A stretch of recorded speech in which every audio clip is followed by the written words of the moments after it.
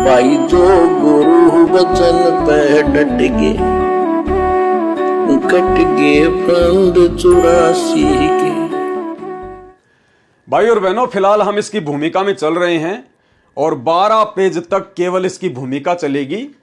इसलिए भूमिका में परमात्मा कबीर सागर में जो मिलावट कर दी गई है काल प्रेरणा से, कबीर पंथियों के माध्यम से, तो बहुत सारी जो मोटी मोटी बातें हैं परमात्मा केवल उन्हीं बातों का जिक्र करेंगे। उसके बाद फिर धर्मदास जी के प्रकरण से आगे कबीर सागर का सरलार्थ शुरू होगा। कबीर सागर का सरलार्थ स्पष्टीकरण, पेज नंबर 1। निवेदन: पवित्र कबीर सागर जो वर्तमान में हमें प्राप्त है उसको कबीर पंथी भारत पथिक स्वामी युगलानंद बिहारी द्वारा परिष्कृत यानी संशोधित किया गया है।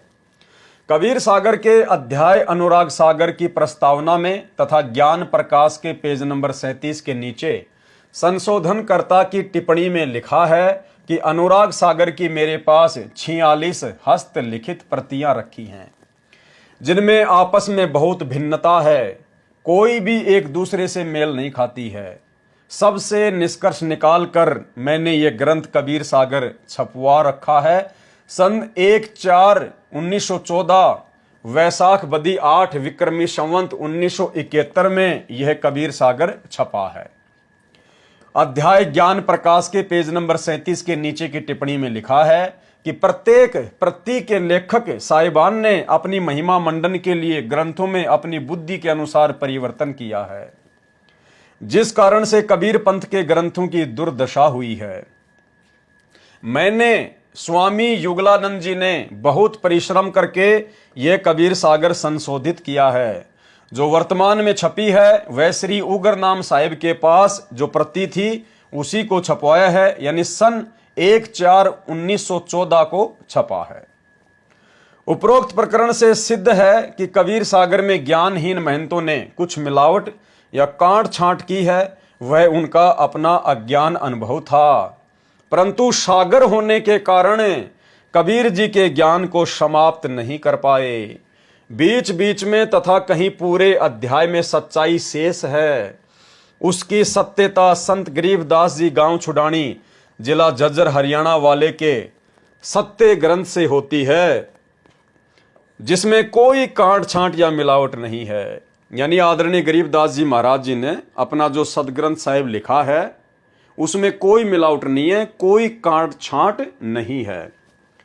अपने तत्व ज्ञान को पुनः मानव समाज को प्रदान करने के लिए परमेश्वर कबीर जी ने अपनी प्यारी आत्मा संत गरीबदास जी को संत धर्मदास जी की तरह सत्यलोक के दर्शन करवाकर उनमें यथार्थ आध्यात्मिक ज्ञान भर दिया था, जो संत गरीबदास जी ने परमेश्वर कबीर जी व उनकी संरचना तथा सत्यलोक को आंखों देखकर गवाह यानी विटनेस बनकर अमृतवाणी बोलकर लिखवाया है, जो दादू पंथी श्री गोपाल दास जी ने लिखा था, जिसकी हस्तलिखित कॉपी भी हमारे पास उपलब्ध है तथा प्रेस द्वारा छपा हुआ ग्रंथ भी है। उससे तुलना करके जो प्रकरण कबीर सागर में मिलता है वह मैंने सत्य माना है। कौन कह रहे हैं? गुरुदेव भगवान।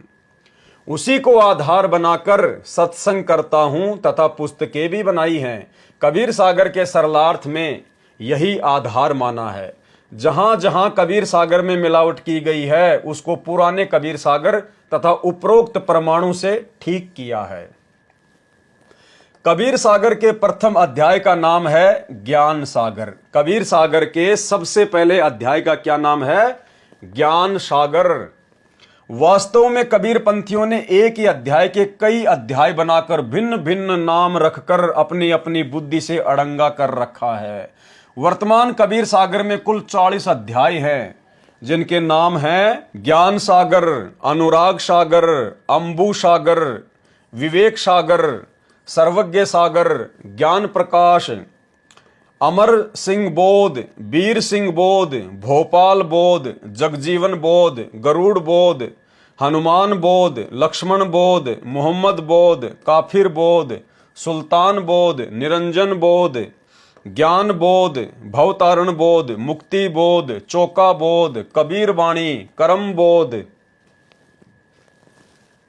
अमर मूल, उग्र गीता, ज्ञान स्थिति बोध, संतोष बोध, काया पांजी, पंच मुद्रा, आत्मबोध, जैन धर्म बोध, शवसम वेद बोध, धर्म बोध, कमाल बोध, श्वास गुंजार, अगम निगम बोध, सुमरन बोध, कबीर चरित्र बोध, गुरु महात्म्य और जीव धर्म बोध। सरलार्थ करता संत रामपाल दास, सतलोक आश्रम बरवाला, जिला हिसार, प्रांत हरियाणा। जो गुरु बचन पे डट के कट गे फंद 84 के, कट गे फंद 84 के, कट गे फंद 84 के।